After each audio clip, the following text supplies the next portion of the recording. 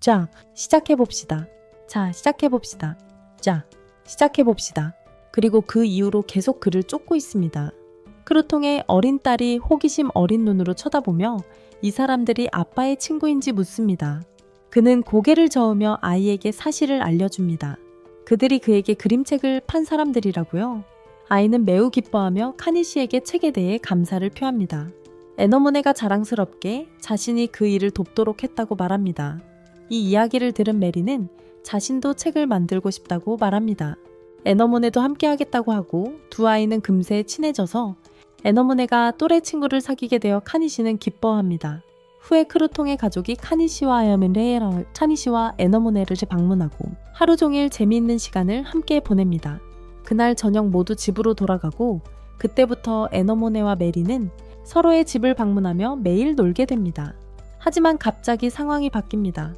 어디선가 크루통이 쏜살같이 달려옵니다. 카니 씨의 가게에서 그는 평생 모은 모든 동전을 움켜쥐고 있었다. 절박함이 가득한 얼굴로 그는 간청했다.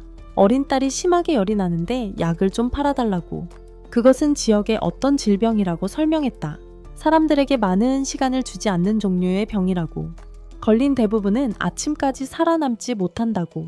마일리가 크루통에게 늙은 마법사를 찾아가 보라고 말했다. 사람들을 고칠 수 있는 마법을 가지고 있다고.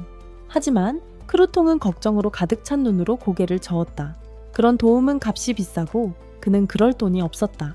카니 씨가 다가와 아이용 감기약을 건네주며 메리에게 먹이라고 합니다. 그리고 나머지는 알아서 하라고 합니다. 크루통은 서둘러 떠나고 카니 씨는 자전거를 타고 떠납니다. 잠시 후 할머니 마법사가 메리를 돌보는 모습이 보입니다. 할머니 마법사는 메리가 치커리 열병에 걸렸다고 설명합니다. 하지만 그녀의 치유 마법은 효과가 없고 유일한 치료법은 강 근원의 샘 근처에서 자라는 치커리 꽃의 씨앗입니다. 카니 씨는 망설임 없이 곧바로 그 씨앗을 구하러 가기로 합니다. 크루통이 함께 가겠다고 하고 심지어 냐냐스까지 합류하기로 합니다. 카니 씨는 크루통에게 위험할 수 있다고 경고합니다. 하지만 크루통은 자기를 늦추지 않겠다고 약속해요. 셋은 떠날 채비를 하지만 할머니 마법사가 내일 아침에 그 씨앗이 필요하다고 소리칩니다. 모두 고개를 끄덕이며 여정을 시작합니다. 한편 이전의 깡패들은 그림자에서 지켜보고 있습니다. 크루통의 집을 보며 희죽거리며 정말 흥미로운 일이 벌어질 거라고 생각합니다. 카니 씨와 그의 일행은 강이 발원지에 도착하고 냐냐스는 무언가가 다가오는 것을 감지합니다. 그들은 경계하지만 발이 나타납니다. 그 정착으로 카난이 이동하기 위해 보트를 구입합니다. 더 쉬워지고 얻습니다. 치커리 꽃 씨앗. 크루톤이 도움이 될 것이라고 말하면서 감사합니다. 그는 그의 딸을 구원합니다. 휴식을 취하기 전에 냐냐스와 바이엘 다가오는 것을 주목하십시오. 카니 씨는 그들에게 검은 늑대를 발견합니다. 그는 원한 경기 시간이라는 것을 알고 있습니다. 그는 2개의 칼을 소환하고 손을 하나로 소환합니다. 크루톤 그리고 다른 사람을 유지합니다. 그는 늑대를 뒤로 잡을 것이라고 말합니다. 그들이 마리아에게 도착하는 동안 냐냐는 망설입니다. 카나니 씨는 그것을 명확하게 한다. 서두르지 않으면 마리아는 진짜 위험에 처해 있습니다. 그는 불꽃놀이를 던진다. 늑대와 돌진. 냐냐 동안 그들에게 그리고 크루톤은 이륙합니다. 그러나 늑대는 그에게 머물지 않습니다. 대상을 대상으로 바꾸고 추격합니다. 한편 멍청한 이전에는 보고 있습니다. 분명한 사람, 그들은 늑대를 통제하고 있습니다. 그들이 행동하기 전에 밥캣은 그들을 찾습니다. 그리고 그들을 숨기지 못하게 합니다. 카니 씨는 플루트를 알아차린다.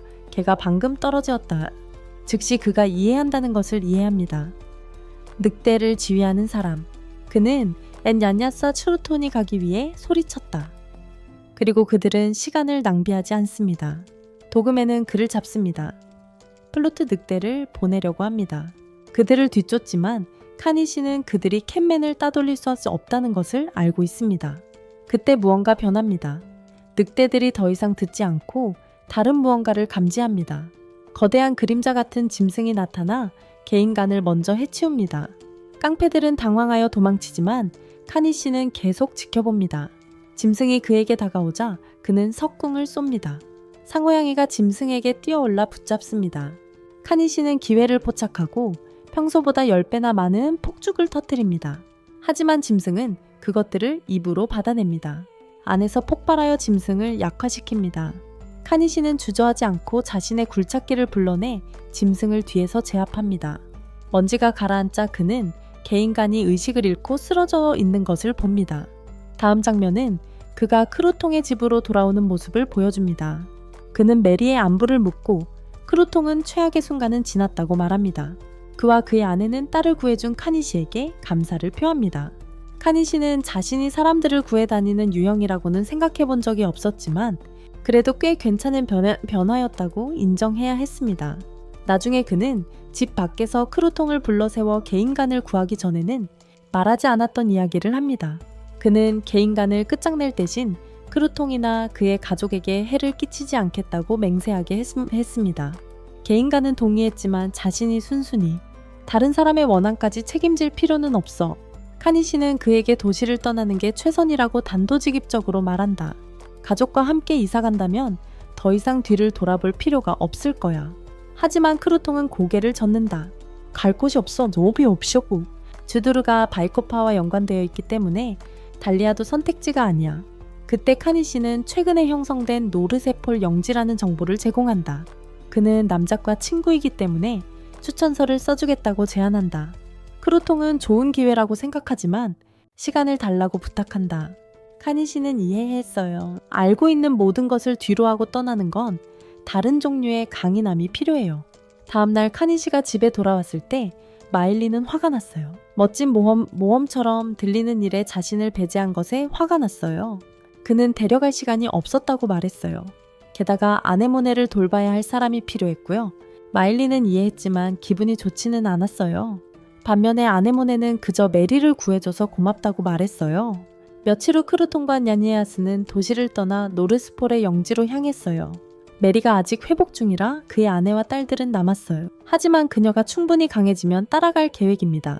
얼마 지나지 않아 마일리는 익숙한 냄새를 맡습니다. 근처에 개인간이 있습니다.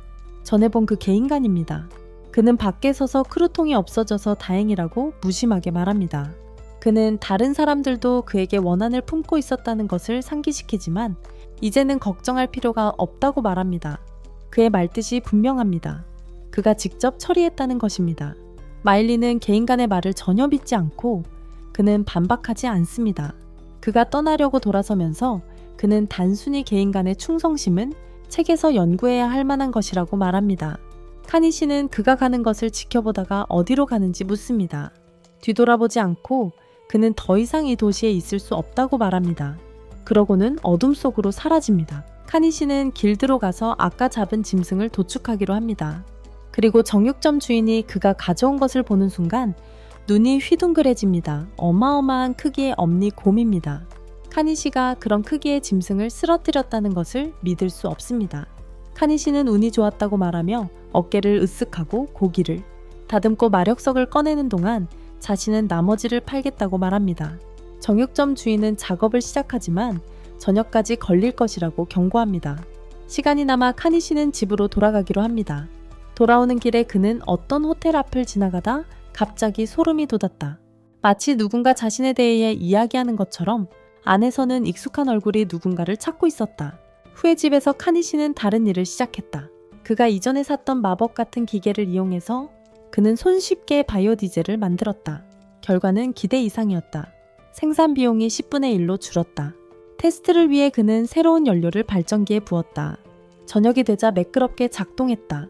만족한 그는 도시로 돌아갑니다. 마일리와 아네모네에게 너무 늦어지면 그곳에서 자고 갈 수도 있다고 알립니다. 그는 곧장 할머니 가게로 가서 그녀에게서 그리모어를 받고 등록이 완료되었다고 듣습니다. 카니 씨는 표지에 박힌 돌을 발견하고 할머니는 그것이 마법석이라고 설명합니다. 이 책에 기록된 주문은 그것과 직접 연결되어 있습니다. 돌이 없으면 주문이 발동되지 않습니다. 카니 씨는 모든 것을 받아들이며 이번 구매가 이전에 샀던 마법 도구만큼 유용하기를 바랍니다.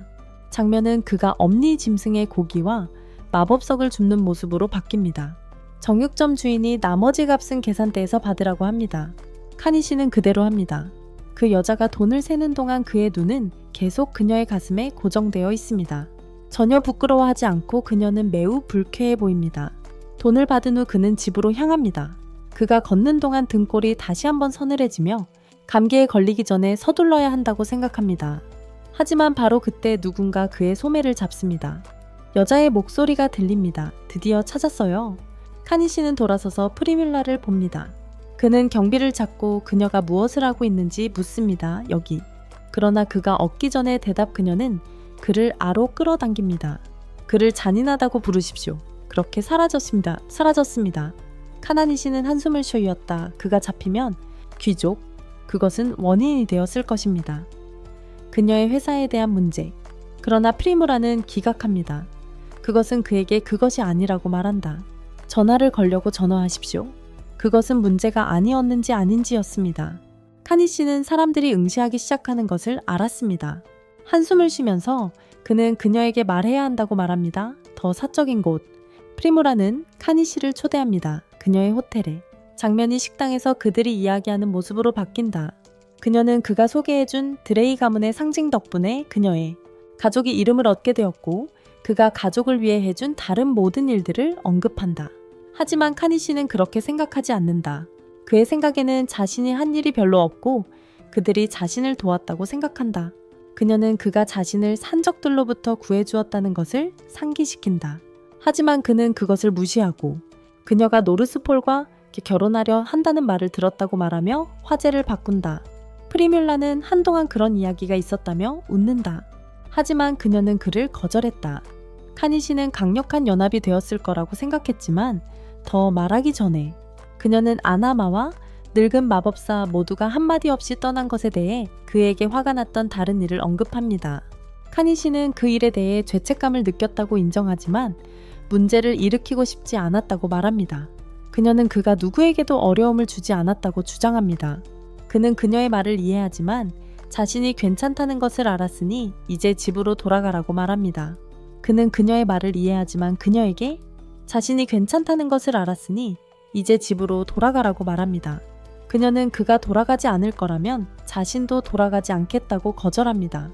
카니 씨는 그녀가 마음을 바꾸지 않을 것을 깨닫고 한숨을 쉽니다. 궁금해진 그는 그녀가 어떻게 자신을 찾아냈는지 묻습니다. 그녀는 그가 새로운 곳에 등록했는지 확인하기 위해 조합에 문의해 왔다고 설명합니다. 그러다 어느 날 그가 시 조합에 가입한 것을 알게 되었죠. 그 사실을 알자마자 마차를 타고 바로 여기로 왔습니다. 카니 씨는 깜짝 놀랍니다. 두 사람은 격렬한 말다툼을 벌이고 그렇게 밤은 끝납니다.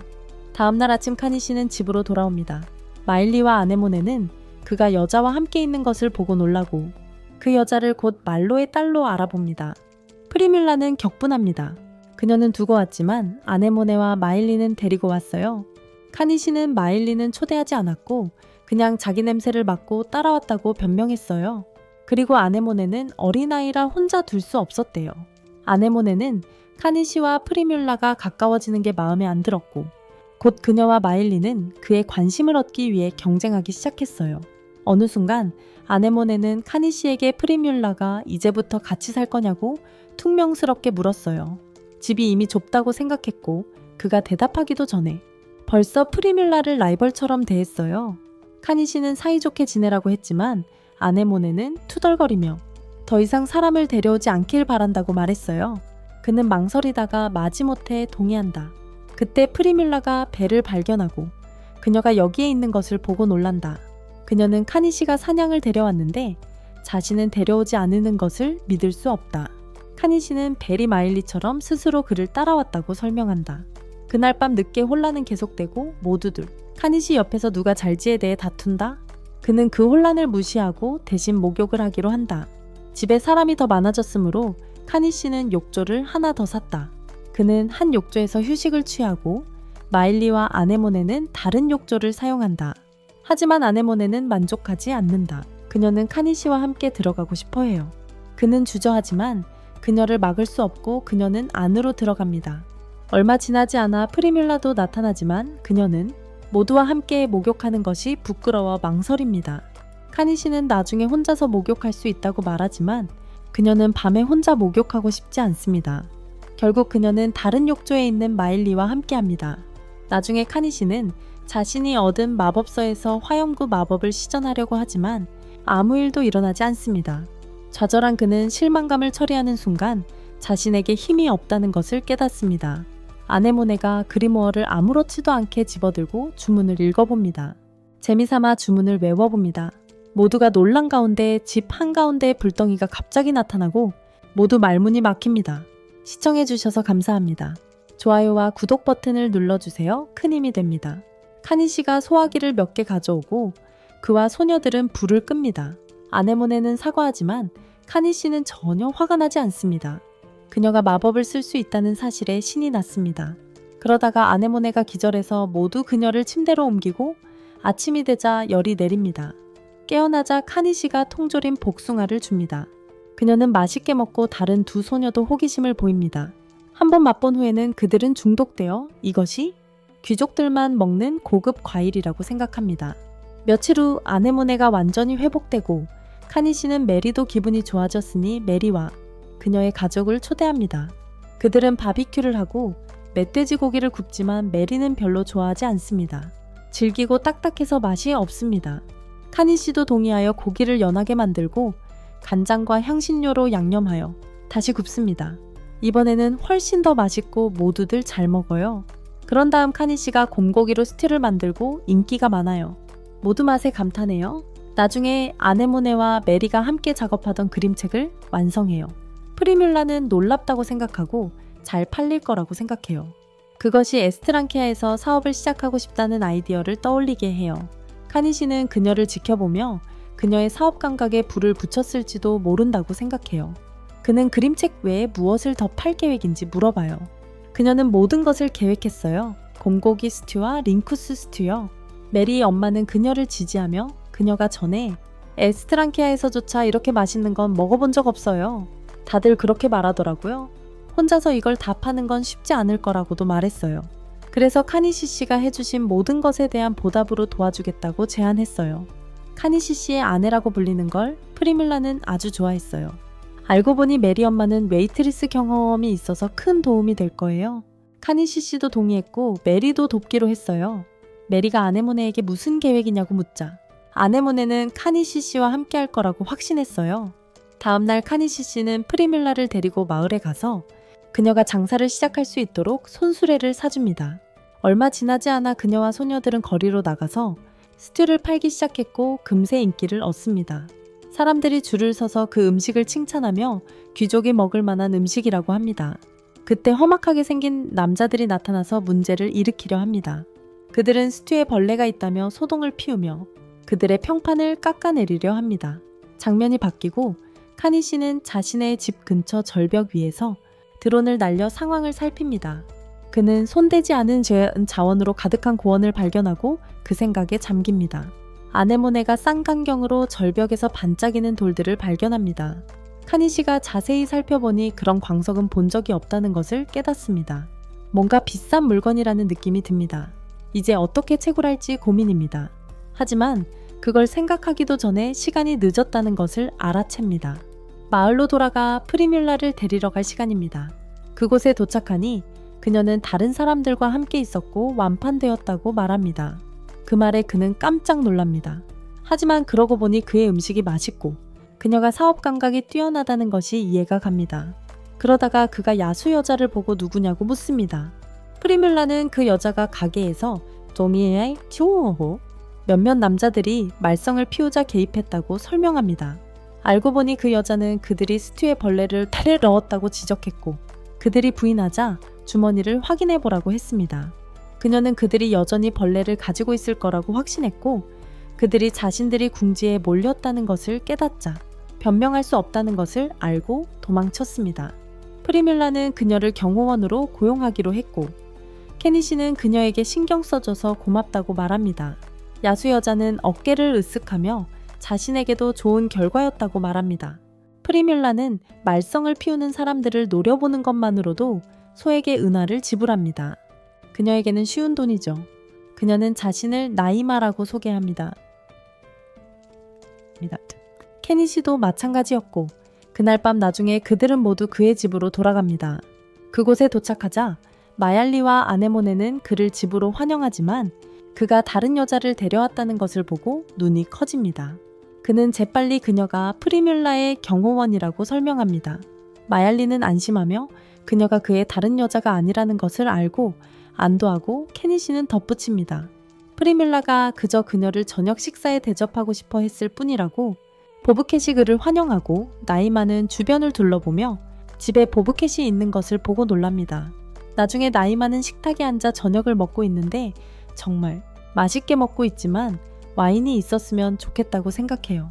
케니시가 와인병을 건네주고 나이 많은 한 모금 마시며 맛있다고 생각하지만 케니시가 가장 싼 와인이라고 말해요. 그래도 상관없어요. 음식도 좋고 와인도 좋고 이곳이 천국 같다고 생각하고 있어요. 그러자 케니시가 욕조에 들어가고 싶냐고 아무렇지도 않게 물어봐요.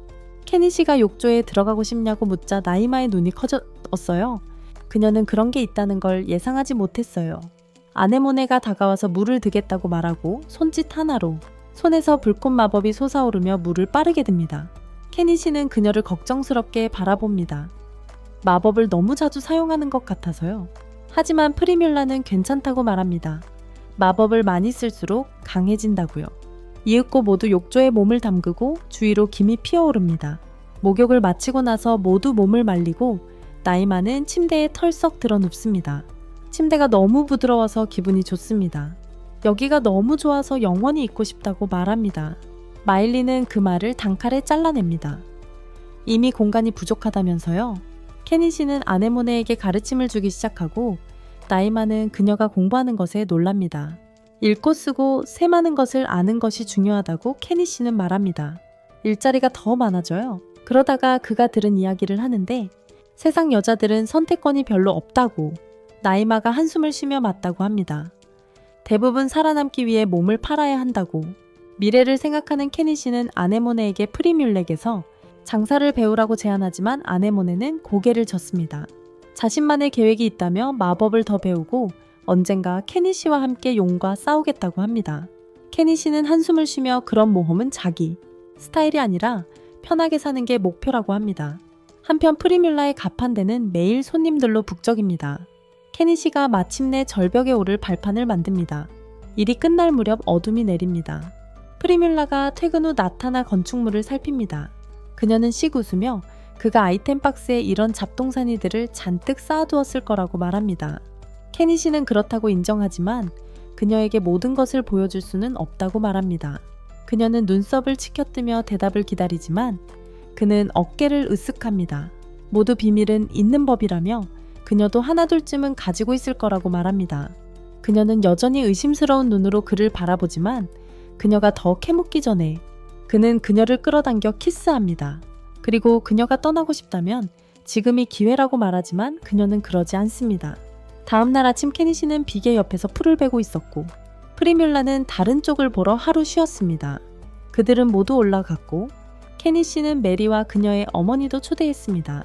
그곳에 오르자 그들은 각자 다른 것을 찾아 헤어졌고 케니시는 절벽에서 광석을 굴착하는 작업을 시작했습니다.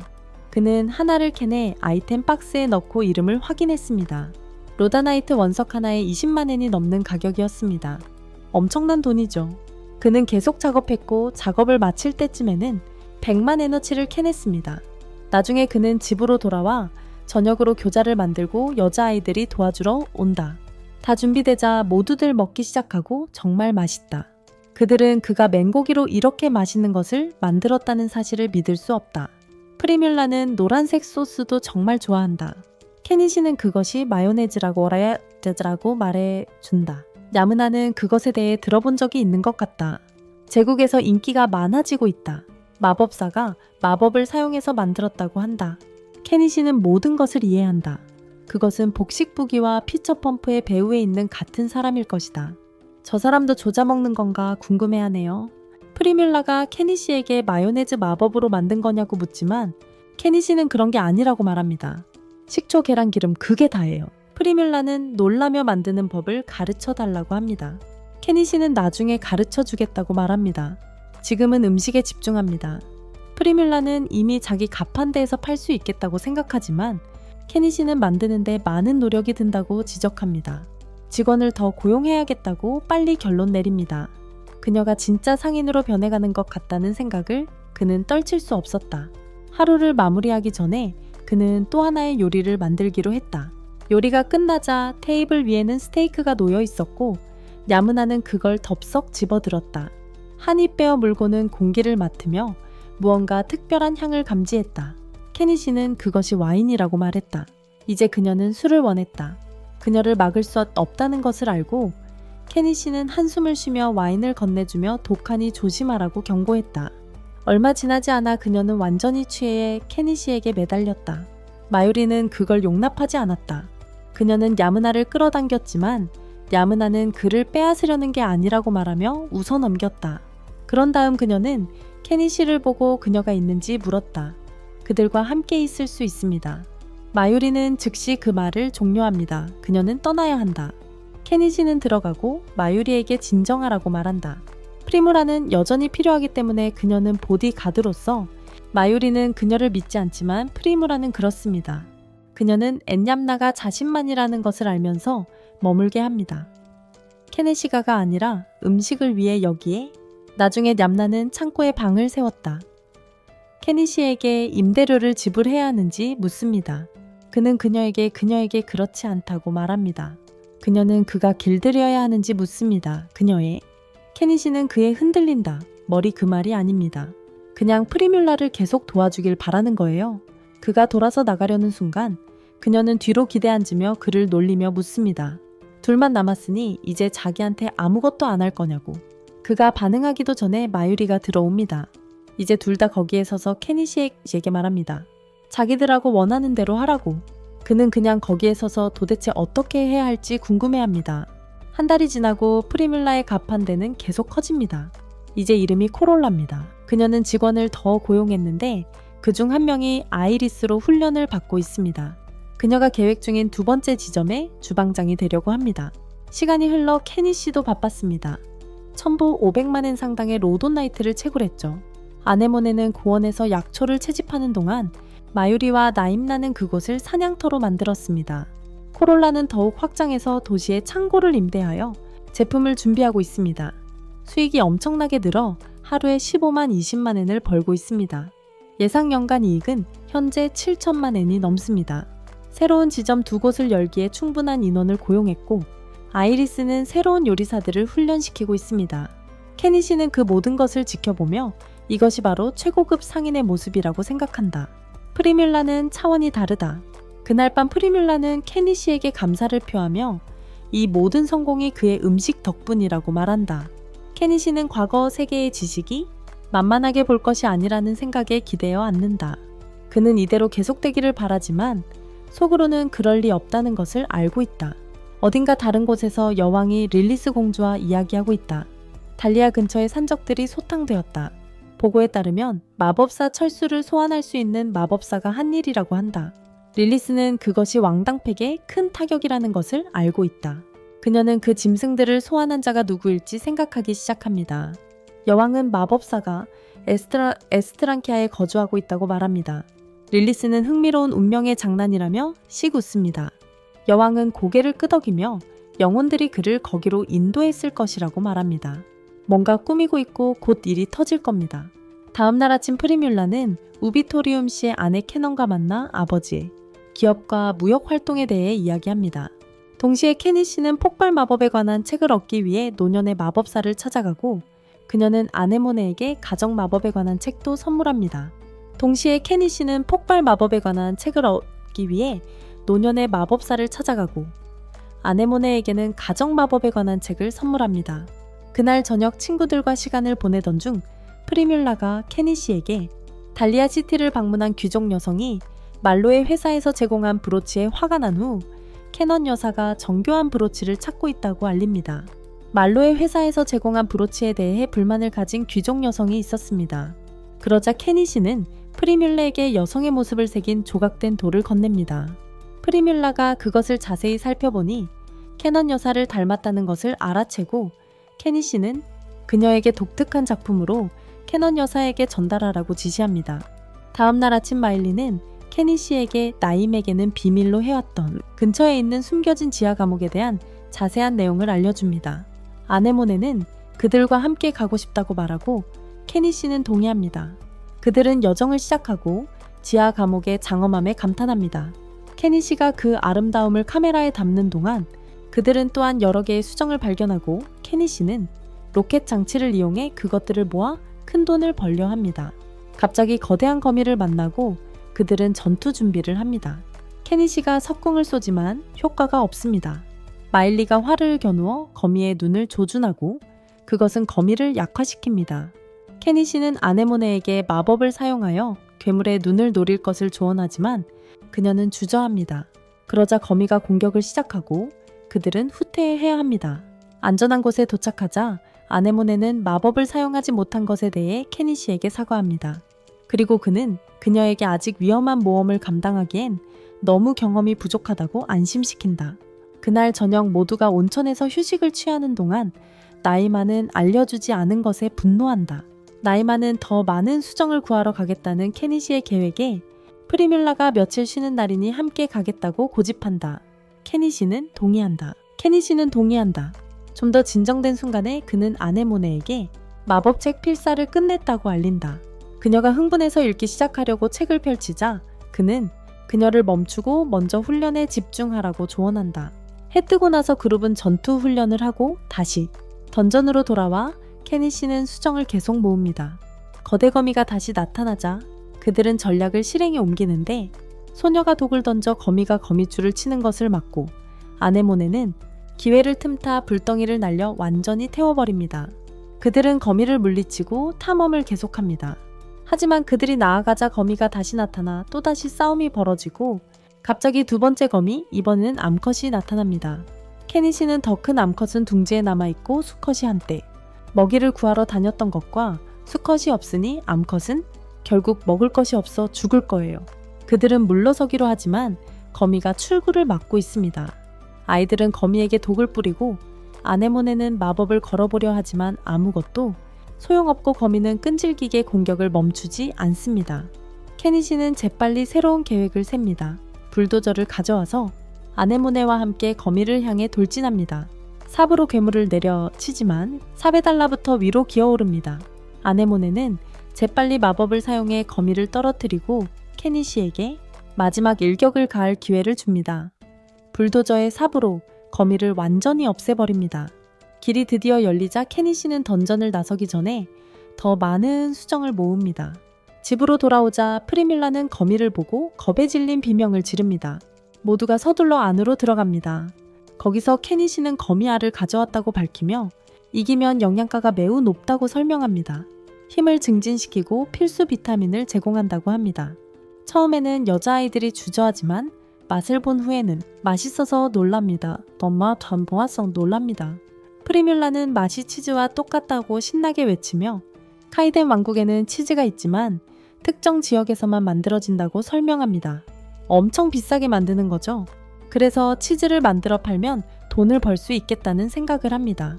케니 씨는 그 과정이 사실은 우유와 사과, 식초만 있으면 쉽다고 말합니다. 그런 다음 그들이 맛볼 수 있도록 치즈를 만들고 모두들 그 맛이 뛰어나다고 동의합니다. 프리뮬라는 케나 영계에게 치즈 만드는 법을 가르쳐주고 싶다고 말합니다.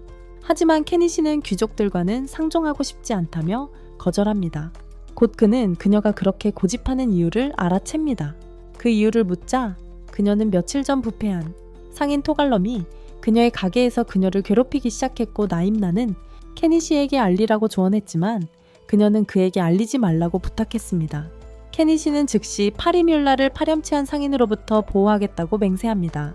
하지만 그녀는 여전히 기지를 발휘한 경영 전략으로 그를 물리치겠다고 결심하고 케니 씨에게 그 일을 자신에게 맡겨달라고 부탁합니다. 결국 그는 프리뮬라가 카논 영계에게 치즈 만드는 법을 가르칠 수 있다는 데 동의합니다.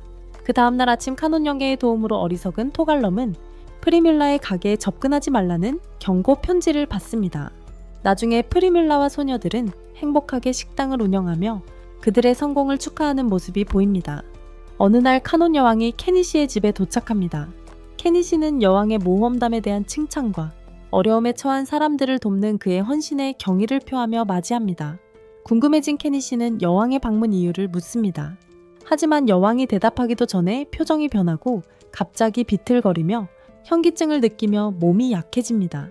하지만 이 모든 것은 케니 씨의 싱싱한 수박을 맛보게 해주고 싶어서 한 연극이었습니다. 사실 그녀의 남편 유파토리움 씨는 왕국을 가로지르는 운하건설을 맡았는데 공사가 일정에 늦고 있었습니다. 프로젝트가 곧 끝나지 않으면 그의 자금 지원이 삭감될 것이고 심지어 땅마저 잃을 수도 있습니다.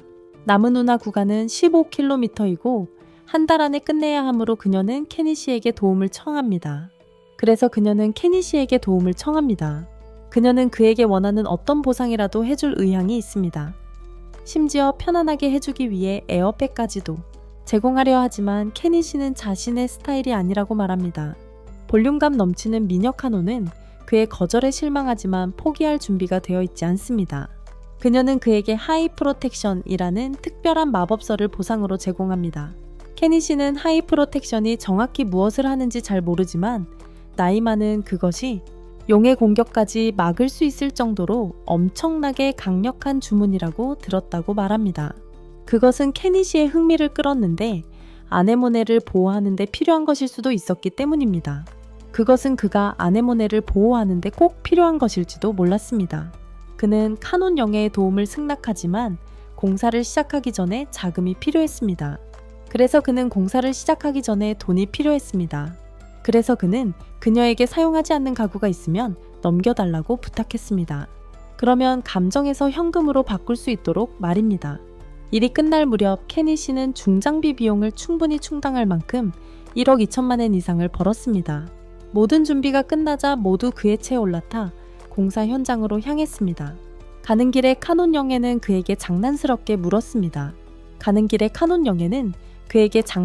물었습니다. 자신의 몸을 거래의 일부로 하고 싶지 않아 해요. 케니 씨는 단호하게 거절하며 괜찮다고 말합니다. 한편 스카는 그 제안을 받았더라면 하고 후회하며 울고 있습니다. 마침내 현장에 도착하자 케니 씨는 마유리의 형제들을 만납니다. 다시 만나서 반갑지만 그들이 왜 건설 일을 하고 있는지 궁금해합니다. 샤가를 제압하고 거액을 받았으니 평생 써도 될 만큼 돈을 받았어야 했는데 그들은 인생이 잘 풀릴 줄 알았습니다. 하지만 이런저런 일이 겹치고 흥청망청 술을 마시다 보니 다시 파산을 했습니다. 뜻밖에도 네무나가 나타나 무슨 일이 일어나고 있는지 살핍니다. 마유리의 형제들이 그녀를 보는 순간 그들은 거의 완전히 반해버립니다. 이어서 카논 영예는 케니 씨를 포리지에게 소개합니다. 그녀가 건설 감독으로 고용한 사람입니다. 포리지는 이렇게 멀리까지 올 필요가 없다고 투덜거리지만 카논 영예는 추가 인력을 데려왔기 때문에 중요하다고 주장합니다. 그녀는 케니 씨가 마법사이기 때문에 작업 속도를 상당히 높일 수 있다고 설명하지만 케니 씨는 자신은 단지 상인일 뿐이라고 주장합니다. 그래도 포리지는 추가 지원의 해가 없다고 생각하여 계속 작업을 하고 카논 영예에게 장비 비용 청구서를 검토하도록 건넵니다. 프리밀라가 그것을 꼼꼼히 살펴보며 계산서를 힐끗 보더니 가격에 즉시 역겨움을 느낀다. 그녀는 레이디 카논을 설득하여 더 자세히 살펴보게 하고 모든 항목을 읽은 후 프리밀라는 포리지가 레이디 카논을 바가지 씌우려 한다는 것을 확신한다. 포리지는 1000개의 도끼를 공급할 수 있는 다른 상인이 없다며 이윤을 남겨야 한다고 주장하며 자신을 변호한다. 하지만 프리밀라는 케니 씨 쪽으로 돌아서며 그를 재빨리 제지하고 1000개의 도끼를 구할 수 있는지 묻는다. 케니 씨는 자신의 가게로 가서 도끼를 구입한 다음 레이디 카논에게 확인하여 자신이 찾은 도끼 종류가 일을 할 수 있는지 확인한다. 완벽하다고 확인하지만 가격이 궁금해합니다. 프리밀라는 도끼 하나에 은화 1개라고 알려줍니다. 놀라울 정도로 싼 가격입니다. 카논 영예는 케니 씨에게 다시 확인하고 케니 씨는 친구 할인이라고 설명합니다. 이득에 기뻐한 카논 영예는 케니 씨에게서 사기로 하고 즉시 포리지를 해고합니다. 포리지는 격분하며 자신이 토갈럼 상회를 대표한다고 말하며 그들에게 대항하는 것이 좋지 않을 거라고 경고합니다. 케니 씨는 프리밀라의 가판대 문제가 모두 토갈럼 때문이었던 것을 떠올리고 그것을 말합니다. 그의 영향력은 너무나 깊어서 신조차도 가끔 그에게 부탁을 합니다. 하지만 운하건설이 우선이기에 모두들 일에 착수합니다. 전액수합니다. 케니 씨의 굴착기는 계속해서 돌아갈 것이므로 그는 3개의 대야만큼의 연료를 채워 넣습니다. 몇 분 후 작업반이 일을 시작하고 케니 씨의 기계는 몇 시간이나 걸릴 작업을 몇 분 만에 끝내며 그 가치를 증명합니다. 하루 일과를 마친 후 케니 씨는 친구들을 위해 음식을 만들고 카노님께도 나눠줍니다. 나눠줍니다. 카노님은 그가 숲 한가운데서 그렇게 맛있는 음식을 만들 줄 안다는 사실에 깜짝 놀라고 음식은 정말 맛있었습니다. 케니 씨는 마일레의 형제들이 방 건너편에서 음식을 탐내는 것을 알아채고 그들을 함께 먹자고 초대합니다. 하지만 그들만 배가 고픈 게 아니었습니다. 거의 모든 일꾼들이 굶주리고 있었는데 그들이 평소에 가던 선술집이 도시 건너편에 있어서 너무 비쌌기 때문입니다. 모두를 안쓰럽게 여긴 프리뮬라는 아이디어를 떠올리고 케니 씨에게 자기가 그의 레시피를 사용해서 모든 일꾼들에게 음식을 제공할 수 있는지 묻습니다. 그녀는 모두가 먹을 수 있도록 적정한 가격을 받겠다고 약속했고 곧 공사장은 카논 영예조차도 좋아하지 않을 수 없는 활기찬 파티로 변신합니다. 그날 저녁 케니 씨는 임시 목욕탕을 설치합니다. 그리고 카논님께 목욕을 하시라고 드립니다. 숲속에서 제대로 된 목욕을 준비했다는 사실에 놀랍니다. 하지만 케니 씨가 떠나려는 순간 그녀는 그의 팔을 잡고 함께 목욕을 하라고 명령합니다. 케니 씨는 카노님의 제안을 최대한 거절하려 하지만 그녀의 아름다움 앞에서는 쉽지 않습니다. 하지만 그는 프리뮬라와 결혼했고 어린 꽃을 돌봐야 하기에 함부로 씨앗을 뿌릴 수는 없습니다. 카노님은 그의 가족에 대한 헌신에 감탄하며 얼마나 좋은지 말하며 자신의 가족은 그렇지 못했다는 뉘앙스를 풍깁니다. 그녀에 대해서는 경매에 붙일 때가 아니면 아무 말도 하지 않았어요. 케니 씨는 어깨를 으쓱하며 힘들겠지만 자기 일이 아니라고 말하고는 그녀가 또 다른 제한 시간을 주기 전에 화장실을 나섰습니다. 다음날 케니 씨는 일찍 일어나 곧바로 열심히 일하는 카논 영계를 발견했습니다. 그녀는 모든 노동자들에게 음식을 나눠주고 있었습니다. 잠깐 동안 그는 그녀에게 비밀리에 박수갈채를 보내는 것을 생각했습니다. 그 생각이 떠오르자마자 여자애들이 그에게 달려들었는데 그의 장난스러운 상상을 분명히 눈치챘습니다.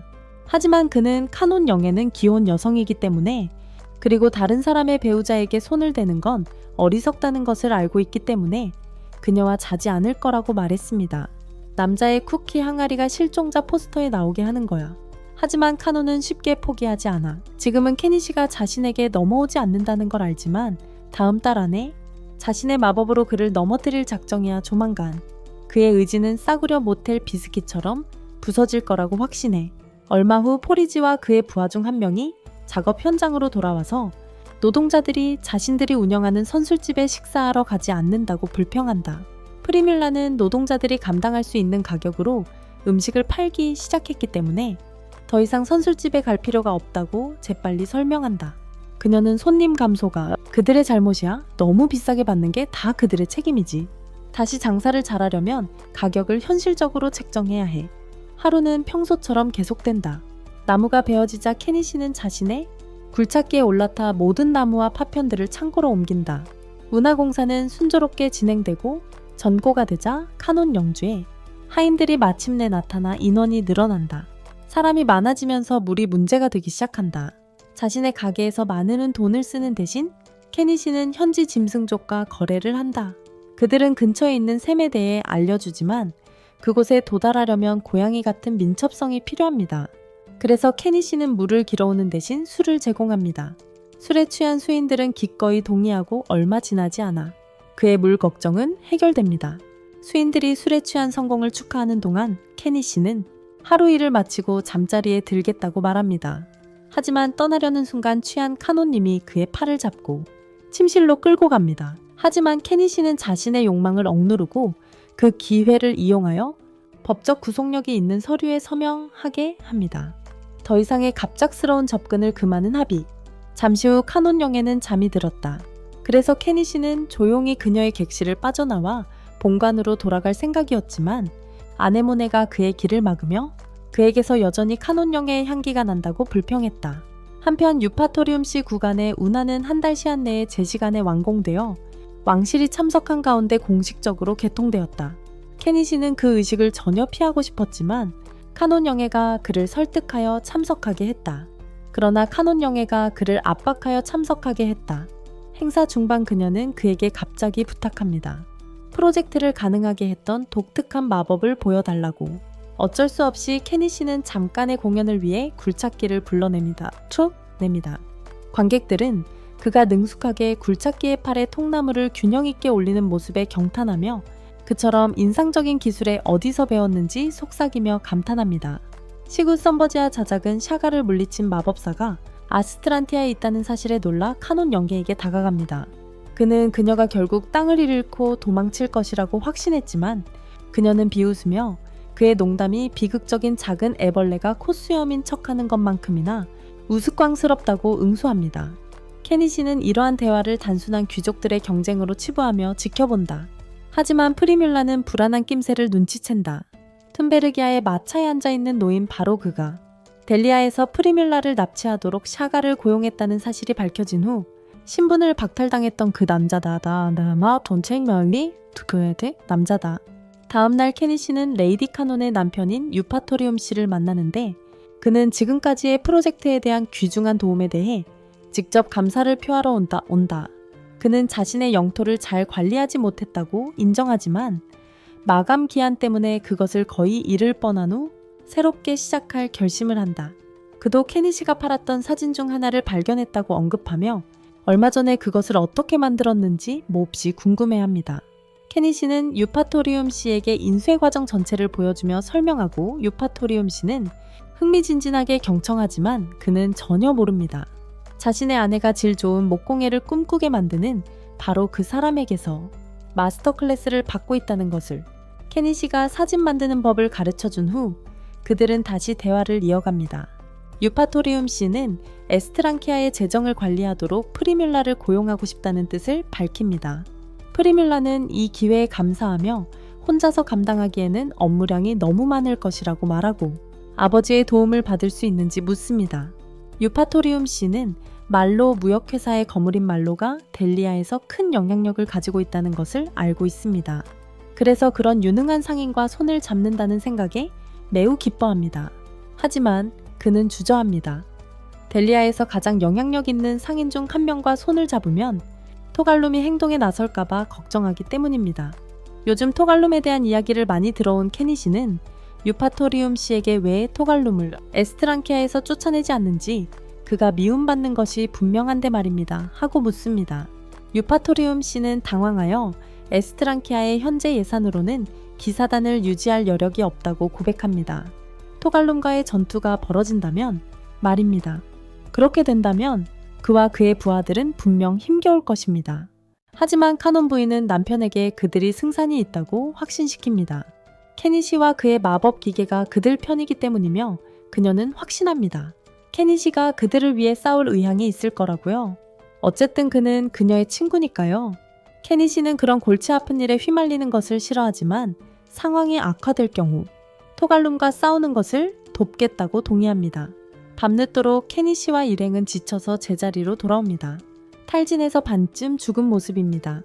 케니 씨는 임시 방편으로 집을 다시 붙입니다. 마치 퍼즐처럼. 그리고 바로 그때 최고급 마법서를 손에 넣으면 카노님이 약속하신 허튼 수 없는 마법서를 아네모네의 마법 수업 시간이 거의 다가왔다는 뜻이야. 지금은 가위바위보를 엄청나게 하고 있어. 최고의 상품 새 비누를 걸고 프리뮬라가 이겼어. 그리고 솔직히 말해서 그녀는 단지 깨끗해지려고 하는 게 아니야. 아이들이 함께 목욕하는 동안 야문하는 말해요. 아네모네의 놀라운 마법은 어머니에게서 온 것이라고. 케니 씨도 동의하며 아네모네에게 친어머니에 대해 아는 것이 있냐고 묻지만 그녀는 그저 모른다고 대답해요. 자신의 친어머니가 돌아가신 후 거리에서 친절한 여자분에게 길러졌고 지금은 케니 씨와 함께 사는 것에 매우 행복하다고 설명합니다. 다음날 아침 케니 씨와 아네모네는 늙은 마법사 할머니 댁으로 고위력 방어 마법책을 등록하러 갑니다. 아네모네가 책을 넘기며 케니 씨는 할머니에게 약 10년 전 거리에서 죽은 재능 있는 젊은 마법사에 대해 들어본 적이 있는지 묻습니다. 케니 씨가 아네모네의 어머니를 찾고 있다는 것을 알고 있는 할머니는 그런 죽음은 기억나지 않지만 그 무렵 실버 아르메리아라는 재능 있는 흑발 마법사가 사라진 것을 기억한다고 말합니다. 기록에 따르면 아르메리아는 바로 그 고위력 방어 마법책을 소유하고 있었습니다. 하지만 그런 죽음은 기억나지 않지만 그 무렵 재능 있는 흑발 마법사 실버 아르메리아가 사라진 것을 기억한다고 말합니다. 그 무렵 실버 아르메리아라는 재능 있는 흑발 마법사가 사라진 것을 기억한다고 합니다. 기록에 따르면 아르메리아는 바로 그 고위력 방어 마법책을 소유하고 있었습니다. 아네모네에게 오기 전에, 그리고 할머니는 이것이 단순한 우연이 아니라고 시사합니다. 그러자 할머니 마녀는 케니 씨에게 아네모네의 가족을 찾는 것을 그만두라고 말합니다. 그녀가 그를 사랑하는 것이 분명하기 때문입니다. 케니 씨는 이 말에 충격을 받고 할머니에게 자신은 탐정이 아니며 아네모네는 자신에게 딸과 같다고 단호하게 말합니다. 나중에 케니 씨는 아네모네와 마일리와 함께 집으로 돌아오고 자리를 잡자 아네모네는 고위력 방어 마법을 연습하기로 합니다. 그녀는 1초 동안만 장벽을 소환하는 데 성공하지만 곧 산산조각 나고 그녀는 좌절하여 쓰러집니다. 실패해서 속상한 그녀는 케니 씨에게 배가 아프다고 털어놓는다. 깜짝 놀란 케니 씨는 그녀의 배탈을 치료할 방법을 찾아 프랜티클리 인터넷을 검색한다. 하지만 마일리는 이상한 점을 눈치챈다. 그녀는 아네모네가 처음으로 생리를 시작했다고 케니 씨에게 알려주고 케니 씨는 곧 무슨 일이 일어났는지 깨닫는다. 그는 서둘러 그녀를 집으로 데려가고 다행히 프리뮬라가 퇴근해서 딱 맞춰 도착한다. 그러자 프리뮬라는 아네모네에게 진심 어린 조언을 해준다. 생리와 몸의 변화에 대해서. 그리고 나중에 그녀는 밝은 표정으로 뛰쳐나와 이제 아기를 낳을 준비가 되었다고 케니 씨에게 알린다. 케니 씨는 괜찮다고 말하지만 아네모네가 갑자기 그의 아이를 갖고 싶다고 말합니다. 케니 씨는 놀라해서 커피를 뿜고 그녀가 적어도 5살은 어리다고 말합니다. 프리뮬라는 화가 나서 그의 귀를 잡고 진심인지 묻습니다. 그는 아네모네를 당분간 다른 데 정신 팔리게 하는 것뿐이라고 그녀가 잘하면 다른 남자를 만나서 정착할 거라고 설명합니다. 그 후 이틀 뒤 케니 씨가 집 뒤 절벽에서 일하고 있을 때 물 위를 미끄러지듯 가는 마차를 봅니다. 그는 완전히 놀라고 말로우가 내리는 것을 보고 더 놀랍니다. 말로가 그들을 맞이하며 프리뮬라의 번창하는 사업을 축하한 후 포갈롬을 어떻게 처리할지 케니 씨와 함께 논의해야 한다고 주장한다. 케니 씨는 너무 적극적인 상인의 말을 자르며 사업 경쟁자에 대해 이야기하기 전에 먼저 더 중요한 일에 집중해야 한다고 말한다. 그는 해변 우산 아래 피크닉을 준비하고 프리뮬라와 말로는 둘 다 너무 몰입해서 바로 그 우산에 사업적 가능성에 대해 아이디어를 짜내기 시작한다. 그 후 케니 씨는 말로에게 정식으로 그의 딸과의 결혼 허락을 구한다. 노인은 그저 비웃으며 프리뮬라가 이미 자기 집에 들이닥쳤으니 지금은 아무것도 할 수 없다고 말한다. 따뜻한 가족의 시간을 보낸 후 케니 씨는 장인어른을 위해 파티를 엽니다. 곧 말로는 지역 시장에서 영향력을 키우기 시작합니다. 한편 케니 씨를 만나러 오랜 친구들이 찾아옵니다. 크루토니 폴과 함께 나타납니다. 폴은 프리뮬라를 매우 좋아하지만 그녀가 케니 씨와 함께하게 된 것을 알고 실망합니다. 프로포즈 후 그녀가 사라진 것은 수줍어서라고 생각했지만 이제는 자신에게는 기회가 없었음을 깨닫고 프리뮬라가 더 나은 사람을 선택했다는 것을 받아들입니다. 든든한 아군을 얻은 케니 씨는 토갈럼에게 맞설 때가 왔다고 결심합니다. 그는 카논 여사와 그녀의 남편이 그 부정직한 상인을 대면할 준비를 하고 있는 시장으로 향합니다. 케니 씨는 토갈럼의 노점상에 다가가 물건을 사는지 묻고 한 남자가 열렬히 그렇다고 대답합니다. 그러고는 팔 물건이 있다고 말하며 곧바로 아이템 박스에서 거대한 거미 괴물의 시체를 꺼냅니다. 이 대담한 행동으로 시장은 완전히 아수라장이 되고 한 상인이 케니 씨를 소란을 피운다고 비난합니다. 케니 씨는 그 비난에 동의하고 얼마 지나지 않아 토갈럼의 졸개들이 나타납니다. 토갈럼 자신이 곧 등장할 전투 준비를 마치고 그의 부하들은 케니 씨를 즉시 알아보고 그들의 일에 간섭해온 마법사로 지목한다. 케니 씨는 그 천하의 밑바닥 인간에게 아내를 괴롭힌 것에 대한 복수를 할 것이라고 말하고 토갈럼은 혼자이니 그의 부하들에게 케니 씨를 공격하라고 명령한다. 하지만 케니 씨에게는 지원군이 있다. 폴 크루통 그리고 저 몇몇 다른 이들이 그를 돕기 위해 나선다. 토갈럼은 여분의 힘을 등에 업고 여전히 거만하지만 벨이 케니 씨 앞으로 뛰어들자 모든 고양이족은 깜짝 놀란다. 신성한 살쾡이가 케니 씨의 가족들은 등을 돌리고 도망쳐 감당할 수 없죠. 토갈럼은 자신의 요새로 후퇴하고 케니 씨와 그의 일할행이 다가가자 그들은 살쾡이와 싸우는데 전혀 어려움이 없는 개 용병단을 만난다. 벨은 그들의 우두머리를 보고 눈에 띄게 흥분하고 케니 씨는 그가 옛날에 그녀를 다치게 한 놈과 같은 놈이라는 것을 깨닫는다.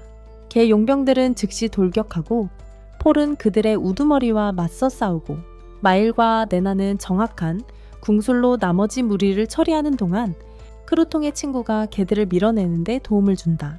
우두머리 개는 폴과 호각으로 싸우고 그러자 케니 씨는 자신의 소형 굴착기를 소환하여 토갈럼의 저택을 파괴하기 시작한다. 자기 부하들에게 돌을 던져 기절시키고 혼자 남게 된 토갈럼은 도망치려 하지만 케니 씨가 추격합니다. 토갈럼이 밖으로 나오자 케니 씨는 소형 굴착기를 치우고 큰 굴착기를 불러 그의 가게를 부수라고 합니다. 케니 씨가 건물을 부수자 그 녀석은 당황하기 시작합니다. 그때 말로가 나타나 건물을 파괴할 필요 없다고, 도시에서 본부로 재활용할 수 있다고 말하며 그를 멈추라고 합니다. 토갈럼은 말로와 케니 씨를 저주하며 자신을 죽이려 했으니 법의 심판을 받을 것이라고 경고합니다. 하지만 케니 씨는 토갈럼이 부하들에게 자신을 죽이라고 명령한 순간부터 무기를 꺼내자 그가 비스카운트를 암살하려 했다는 누명을 쓰게 되었네. 비스카운트의 목숨을 노린 음모를 꾸몄다는 혐의를 받게 된 거야. 젠장 토갈럼은 도대체 무슨 일이 일어나는지 이해를 못하겠다는군. 그러자 비스카운트가 나서서 토갈럼이 케니 씨에게 빌미를 주려고 자기를 죽이려 했다고 행동하는 거야. 비스카운트는 토갈럼에게 재산을 모두 처분하고 도시를 영원히 떠나면 죄를 용서해주겠다고 말하지. 토갈럼은 목숨을 구하기 위해 어쩔 수 없이 제안을 받아들이고 떠나기 전에 말로에게 케니 씨를 훌륭한 파트너로 여겼다고 말해. 그리고 딸이 납치된 이유에 대해 진지하게 생각해보라고 말로에게 경고하지. 그런데 왕도에서 전령이 와서 케니 씨라는 마법사를 즉시 소환하라는 왕의 명령을 전했습니다. 전령이 자작은 편지가 진짜임을 확인했고 토갈럼은 웃으며 케니 씨에게 못이 박히는 건 튀어나온 못이라고 말합니다. 그 말을 남기고 떠난 토갈럼 때문에 케니 씨는 그의 말을 곱씹으며 생각에 잠깁니다. 케니 씨는 프리밀라가 납치된 진짜 이유가 어떤 권력자들이 말로우 회사와의 제휴 이후 급증한 회사 가치의 질투를 느껴서가 아닐까 의심하기 시작합니다. 그들이 자신 때문에 프리밀라가 위험에 처했을지도 모른다는 생각에 분노가 치밀어 오르고 그는 앞으로 그녀를 지키겠다고 맹세합니다. 그날 밤 늦게 케니 씨는 프리밀라와 말로우에게 당분간 새로운 장비를 나눠주지 않겠다고 말합니다. 불필요한 주목을 피하기 위해서요. 전리에 관심을 끌지 않기 위해 한동안 새로운 장비를 지급하지 않겠다고 합니다. 프리밀라는 자신이 위험에 처해야 한 것이 케니 씨 때문이라고는 믿지 않습니다. 그녀는 위험을 감수하는 것이 게임의 일부이며 납치조차도 사업의 비용이라고 주장합니다. 그녀는 결과는 신경 쓰지 않는다고 케니 씨에게 말합니다. 자신은 케니 씨와 함께 인생을 보내기로 결심했기 때문입니다. 그녀는 조만간 왕족들이 그를 부를 것이며 이제 자신은 그와 함께하고 그를 지지하고 싶다고 말합니다. 다음날 크루타는 아내와 딸을 데리고 폴의 영토에 있는 새 집으로 갑니다. 아네모네가 눈물을 글썽이며 절친 메리와 작별 인사를 합니다. 그리고 나서 케니 씨는 이제 움직일 때라고 결심합니다. 그는 장비를 챙기고 카논 영예와 자작에게 수도로 가지 않고 도망친다면 어떻게 될지 묻습니다. 도망치는 것은 반역으로 간주되어 케니 씨의 탈출을 묵인한 책임을 묻게 될 것이라는 것을 알기에 둘다 겁에 질립니다. 그들은 케니 씨가 선택의 여지가 없다는 것을 깨닫습니다. 케니 씨는 왕도로 가기로 합니다. 그리고 그의 소녀들은 무슨 일이 있어도 그를 두고 떠나지 않을 것입니다. 일행은 왕도에 도착하고 그곳은 정말 아름답습니다. 하지만 길이 미로처럼 복잡해서 케니 씨는 길을 잃고 맙니다. 그러다 성의 경비병들과 마주치게 되는데 왕에게 받은 편지를 보여줍니다. 1시간쯤 후 경비병들이 공주와 그녀의 수행원들을 데리고 돌아옵니다. 공주는 유명한 케니 씨를 드디어 만나게 되어 기뻐합니다. 특히 편지를 보낸 지 겨우 2주밖에 되지 않았기 때문에 그의 빠른 도착에 모두 놀랍니다. 그러자 신하들이 그의 빠른 도착에 대한 설명을 요구하자 케니 씨는 마법 짐승을 타고 왔다고 말합니다. 그가 그 말을 하자마자 공주는 직접 보고 싶다고 고집합니다. 그래서 케니 씨는 자신의 탈 것을 불러냅니다. 그것은 그녀가 상상했던 것보다 훨씬 더 인상적이었고 그녀는 케니 씨에게 그것을 타보고 싶다고 부탁합니다. 그는 동의하지만 모르는 사람에게 차를 얻어 타는 것은 현명하지 않다고 경고합니다. 그녀는 케니 씨가 자신을 납치하기로 결심한다면 정말 재밌을 거라고 농담하지만 케니 씨는 수배자가 될 생각이 없어서 그냥 성문까지 그녀를 데려다 줍니다. 공주는 차에서 내리고 그녀의 조언자들은 그녀가 알 수 없는 마법 짐승을 탔다고 질책하며 만약 그녀에게 무슨 일이라도 생긴다면 왕이 그녀를 안전하게 지키지 못했다고 그들을 모두 처형할 것이라고 경고합니다. 하지만 공주는 마음에 안 들면 그만두라고 받아칩니다. 그녀는 케니 씨가 정말 마음에 든다고 말하며 리리스라고 불러도 된다고 합니다. 그와 함께 즐거운 시간을 보냈으니 원하는 보상을 주겠다고 약속합니다. 케니 씨는 생각해보다가 리리스에게 자신이 정원 한쪽에 캠프를 차릴 수 있냐고 묻습니다. 리리스는 성의 숙소에서 편하게 지낼 수 있는데 이상하다고 생각합니다. 그는 가족 중에 수인이 있어서 대부분의 곳에서 함께 묵을 수 없기에 모두 함께 캠프를 할 수 있는 장소를 원한다고 설명합니다. 공주는 그의 말을 이해하고 정원에 캠프를 차리도록 허락합니다. 케니 씨가 일찍 도착했으니 아마도 왕이 그를 아련해 줄 때까지 한 달이나 걸릴 것입니다. 케니 씨와 그의 일행은 사용할 정원으로 안내받고 케니 씨가 자신의 집을 부르자마자 리리스는 흥분해서 안으로 달려가 확인합니다. 케니 씨는 그녀를 따라가 만류하려 하지만 리리스는 이미 거기에 영원히 머물고 싶다는 결심을 굳혔습니다. 그녀의 조언자들은 그녀가 너무 멀리 간다고 경고하고 케니 씨는 그가 제공할 만한 환대가 별로 없으니 정말 확실한지 묻습니다. 하지만 리리스는 그냥 거기에 머무는 것에 만족하고 그녀가 정말로 머물고 싶다면 케니 씨는 그녀를 막지 않을 것입니다. 그녀를 말리지 않겠습니다. 계획대로 집을 계속 짓고 있어요. 이제 욕실만 지으면 돼요. 그래서 케니 씨는 굴착기를 불러 파기 준비를 합니다. 어디선가 나타난 리리스가 케니 씨와 함께 굴착기에 올라타 그의 무릎에 털썩 앉습니다. 케니 씨는 평소처럼 굴착기를 사용하고 일이 끝나자 공주님을 안고 내려줍니다.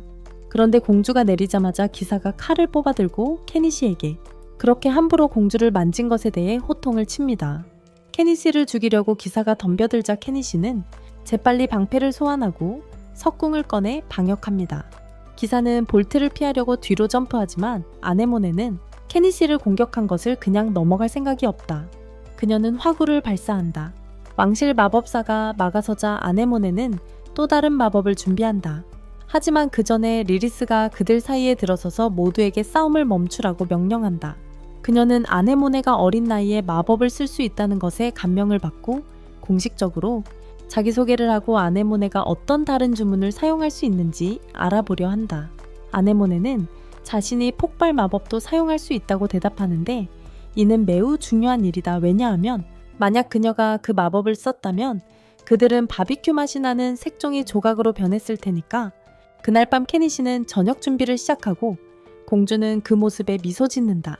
정말 맛있는 냄새인데 그녀는 무엇인지 몰라요. 그녀 접시 위에 하얀 것이 무엇인지 모르거든요. 케니 씨는 밥이라고 설명하고 밥을 원하지 않으면 빵을 가져다 줄 수 있다고 말해요. 하지만 그녀는 밥이 완벽하다고 고집해요. 식사 준비가 끝나자 케니 씨는 리리스에게 푸짐한 밥과 카레를 담아줘요. 그리고 그녀는 그것을 실컷 먹어요. 그녀는 평범한 사람들이 이렇게 맛있는 음식을 먹는 것이 흔한 일인지 궁금해해요. 이전에는 이런 음식을 먹어본 적이 없거든요.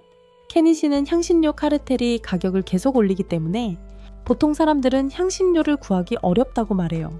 향신료 조합의 어려움을 잘 알고 있는 리리스는 케니 씨에게 요리에 들어간 향신료를 분석해 달라고 부탁하지만 케니 씨는 자신이 요리한 것이 아니라며 어깨를 으쓱한다. 대신 나중에 맛을 재현해 볼 수 있도록 향신료 통을 구해주겠다며 그것을 도전으로 받아들인다. 공주는 그 비밀스러운 향신료 배합을 알아내는데 매우 열심이다. 한편 그녀는 케니 씨가 준 수저와 접시에 푹 빠져서 그것들을 살 수 있는지 묻는다. 케니 씨는 동의하지만 먼저 프리뮬라와 잠시 이야기를 나눈다. 그는 평소 접시는 20골드 수저는 10골드에 판다고 설명한다. He explains that he'd normally sell the plate for 20 gold and the spoon for 10. 금인데 공주님이 사시는 거면 개당 숫골드에 드릴 수 있습니다. 릴리스 공주에게 한 세트에 40골드라고 말하고 공주는 괜찮은 가격이라고 생각해서 10세트를 사기로 합니다. 케니 씨는 기꺼이 식기를 제공하고 릴리스는 자신이 그가 상인이라고 주장했을 때는 전혀 믿지 않았던 것에 약간 놀랍니다. 이제 그가 진짜라는 것을 알게 된 그녀는 그에게 장부에 없는 물건을 팔고 있는지 묻습니다. 케니 씨는 확인도 부인도 하지 않습니다. 그와 릴리스가 이야기하는 동시에 아네모네는 케니 씨가 릴리스와 친밀한 모습에 약간 질투심을 느껴 그들 사이에 비집고 들어옵니다. 릴리스는 아네모네가 왜 화가 났는지 이해할 수 없었어요. 아네모네가 케니 씨의 딸이라고 생각했기 때문이죠. 케니 씨는 아네모네를 가족처럼 생각하지만 혈연 관계는 아니에요. 그날 밤 케니 씨는 릴리스가 편안하게 오래 목욕할 수 있도록 하고 그는 뒤에서 다른 난장판에 휘말리지 않으려고 조용히 있었어요. 공주님과 같은 방에서 자는 것도 피하려고 프리뮬라와 아네모네를 릴리스와 함께 두고 나이마와 마일레와 함께 캠프를 쳤어요. 곧 나이마와 마일레는 둘 다 갑자기 벌떡 일어나 근처에서 이상한 기운을 감지했어요. 다음날 아침 케니 씨는 일찍 일어났고 몇 분 후 릴리스도 일어났어요. 그녀는 그녀의 한여를 부름으로 얻을 수 있습니다. 그녀는 옷을 입고 그녀의 하루를 시작했다. 다음날 리리트는 케니 씨에게 계속 요청합니다. 호의를 다루는 것과 같은 호의 성에서의 쥐 감염. 그래서 케니니 씨는 들어갔다 트럭로드가 있는 터널. 쥐독과 닦아냅니다. 한 번에 1000명이 넘는 쥐. 바로 다음날 프리무라 경매를 조직합니다. 거대한 스파이더 시체 케니 씨의 아이템 상자에서 나중에 우리는 리리트를 본다. 케니 씨가 당기는데 도전합니다. 가짜 납치 그가 정말로 할 수 있는지 확인합니다. 케니 씨는 그녀를 잡고 성벽을 조정합니다. 자기가 원하면 언제든 그녀를 쉽게 납치할 수 있다는 걸 증명하려 했어요. 다음날 릴리스는 케니 씨에게 뭔가 좋은 일을 해주기로 결심해요. 자신의 요리사들이 만든 카레를 케니 씨에게 대접하는 거죠. 색깔이 좀 녹색이지만 맛은 끝내줘요. 그래서 케니 씨는 카레의 향신료를 완벽하게 맞춘 요리사들에게 칭찬을 아끼지 않아요. 갑자기 릴리스는 케니 씨에게 자신들의 요리사들이 재현할 수 없는 음식이 아이템 박스에 있는지 묻습니다. 도전으로 받아들인 케니 씨는 고급 초콜릿 상자를 꺼냅니다. 공주는 하나 먹어보고 그 달콤함에 깜짝 놀랍니다. 그래서 수석 요리사에게 하나 건네주며 재현해보라고 부탁합니다. 시우무 머리 요리사는 그가 할 수 없다는 것을 인정합니다. 같은 것을 채찍질하십시오. 그의 현재 기술로.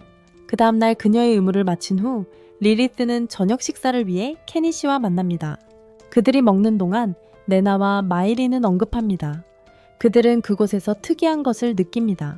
모든 하녀가 가장자리에 있는 것 같습니다. 리리트가 설명합니다.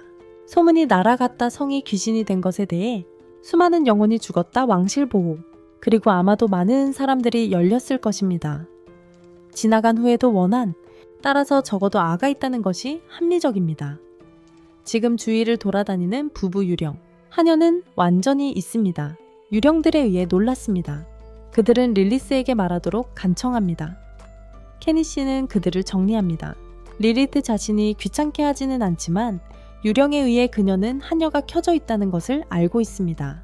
엣지, 그래서 그녀는 케니 씨에게 그가 가지고 있는지 묻습니다. 하나를 추방하는 방법. 케니 씨는 동의하지만 네나와 마일리는 성으로 들어올 수 있습니다.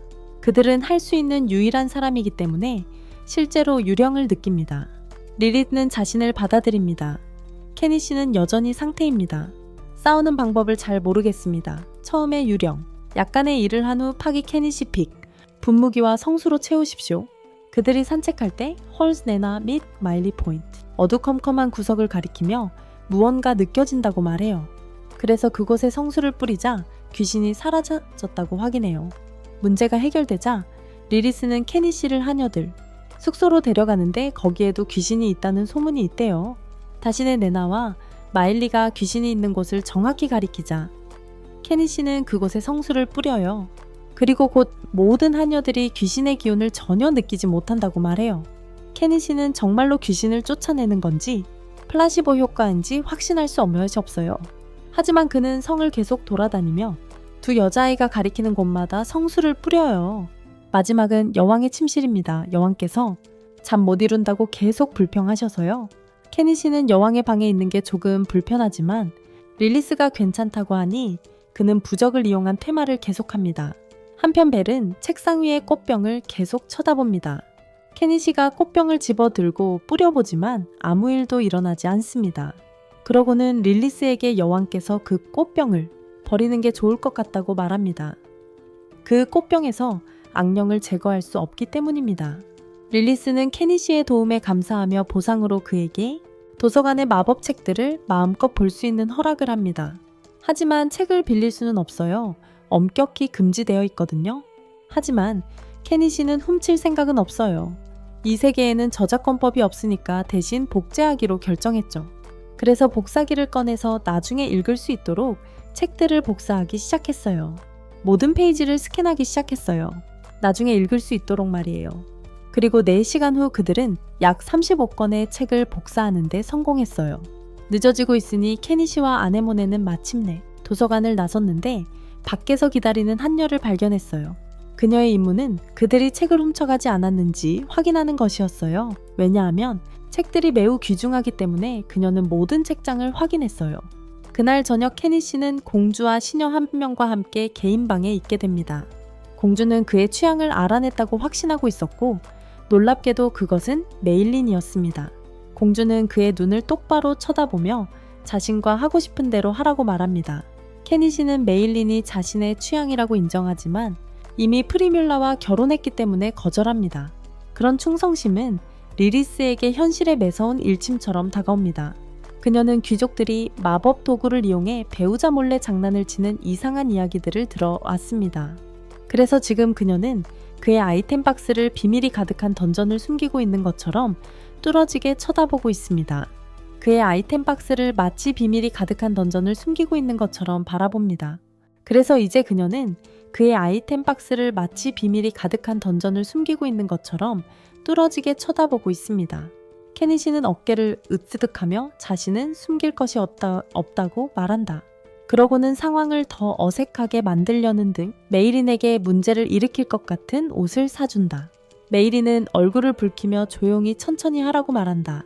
그는 아주 매끄럽게 나서더니 난장판이 벌어진다.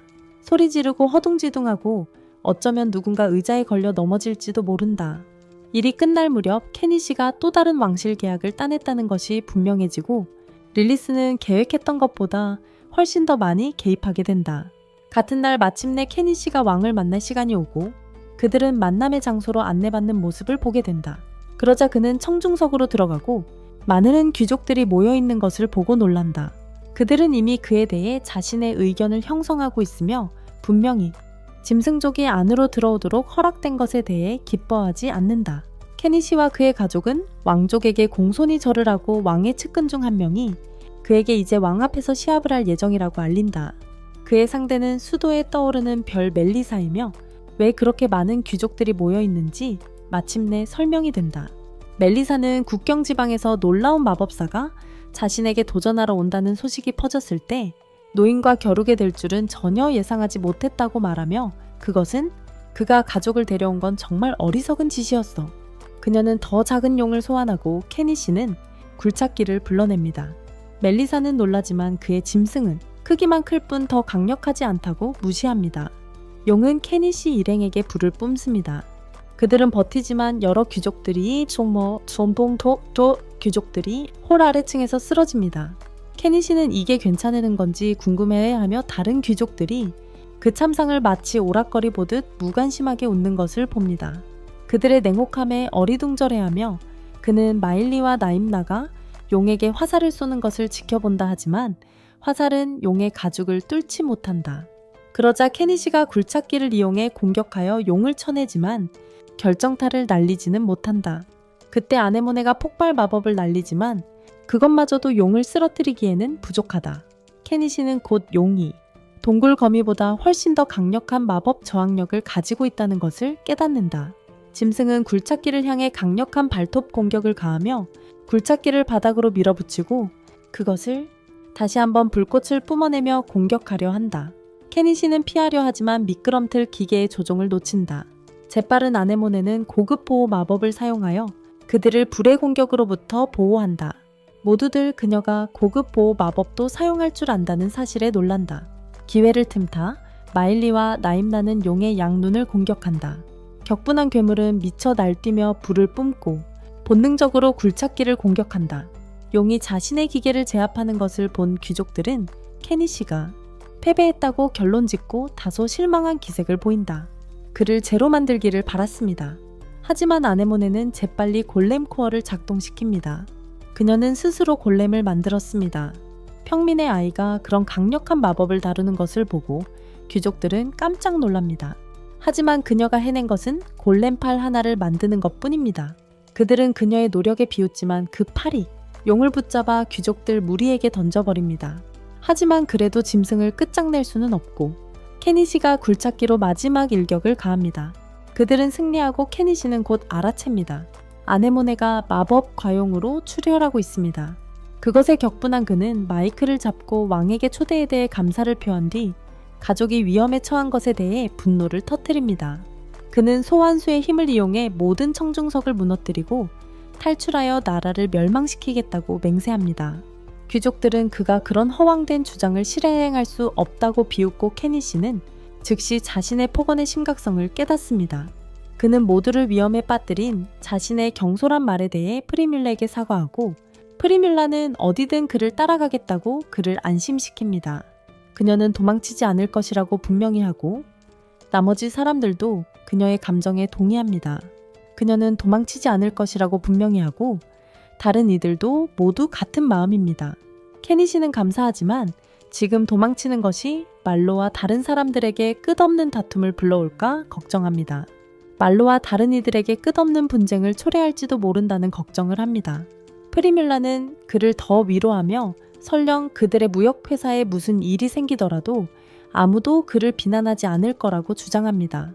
무역회사에 무슨 일이 생기더라도 아무도 그를 탓하지 않을 것이라고 말합니다.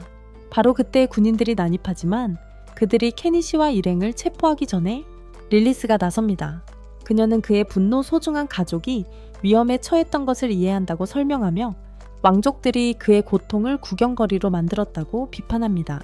그녀에 따르면 도망치는 것은 그가 간절히 원하는 평화로운 삶만 위태롭게 할 뿐입니다. 그가 그토록 간절히 원하는 평화로운 삶을 위태롭게 할 뿐이라고 말합니다. 귀족들이 그에게 분노를 쏟으려는 동안 릴리스는 다른 해결책을 제시합니다. 케니 씨가 설명을 요구하자 릴리스는 그저 자신의 것이 되라고 말합니다. 케니 씨는 즉시 거절합니다. 그는 왕족의 장난감이 될 생각이 전혀 없습니다. 릴리스는 굴하지 않고 그에게 선물을 달라고 합니다. 곧 다가오는 자신의 생일을 언급하며 그의 선물이 마음에 들면 아버지께 그의 죄를 용서해 달라고 간청하고 그들 사이에 원한이 없다는 선언을 담은 문서를 발부하도록 할 수도 있다고 말합니다. 케니 씨는 릴리스가 여기 있는 어떤 귀족도 얻을 수 없을 만한 것을 바라고 있다는 것을 깨닫습니다. 그녀는 그가 단순한 보석으로 자신을 감동시키기는 어려울 거라고 말합니다. 그녀의 도전을 인지한 케니 씨는 기꺼이 그것에 맞서 그녀에게 특별한 것을 선물하고 싶어 합니다. 하지만 어떤 것을 선택해야 할지 고민입니다. 프리뮬라는 그의 제품들이 뛰어나다고 확신시켜주며 가장 좋은 점은 모두 같은 독특한 모양을 하고 있다는 것입니다. 그녀는 그에게 이 독특함을 이용하라고 조언합니다. 그녀의 조언을 받아들여 그는 그녀에게 진주 목걸이를 선물합니다.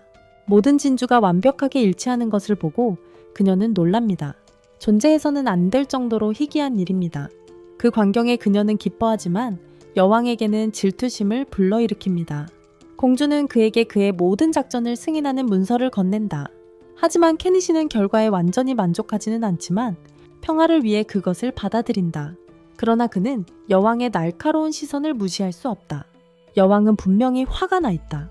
그녀는 딸에게 선물한 후 자신에게 줄 것이 있는지 묻는다. 케니 씨는 그 목걸이는 단지 미리 준 생일 선물이었다고 설명한다. 여왕은 자신의 생일도 다가온다는 것을 상기시킨다. 케니 씨는 리리스가 언급했던 치열한 여왕과의 경쟁심을 떠올린다. 기회를 틈타 케니 씨는 자신도 그녀에게 줄 것이 있다며 훨씬 더 큰 진주가 장식된 목걸이를 보여줍니다. 귀족들은 진주의 엄청난 크기에 놀라며 그 값비싼 덱에 대해 속삭이며 그런 사치스러움이 왕비가 원한다면 한 지역 전체를 파산시킬지도 모른다고 추측합니다. 기뻐하면서도 단호하게 왕비는 공짜는 없다며 그에게 열쇠를 건넵니다. 그 용도를 궁금해하던 케니 씨는 그것이 왕비의 개인 방을 여는 열쇠이며 원할 때마다 그녀와 밤을 보내라는 직접적인 초대라는 것을 알게 됩니다. 이 자네 케니시는 여기 귀족들이 정말로 그렇게 생각하는지 의아해합니다. 몸으로 값을 치를 수도 있는 귀중한 것이 있지. 릴리스는 어머니의 놀림에 핀잔을 준다. 케니시도 궁금해하지만 그가 실수로 릴리스를 이름으로 부르자 여왕은 기분이 상한다. 아마란서스의 줄임말인 아마라라고 불러야 한다고 강조한다. 케니시가 가지고 있는 낡은 가구가 있냐고 묻자 여왕은 귀 기울여 듣는다. 여왕은 있다고 확인하고 케니시는 열쇠 대신 그것을 가져가기로 한다. 장면이 바뀌어 여왕이 케니시를 창고로 안내하는데 케니시는 가구 가격이 엄청나게 비싸다는 것을 즉시 알아차린다. 이것들이 왕족들이 그가 가구를 옮기는 것을 거뜬히 돕는 모습을 지켜보았습니다. 그러자 왕비는 그에게 자기도 옮기는 것을 도와줄 수 있겠냐고 부탁합니다.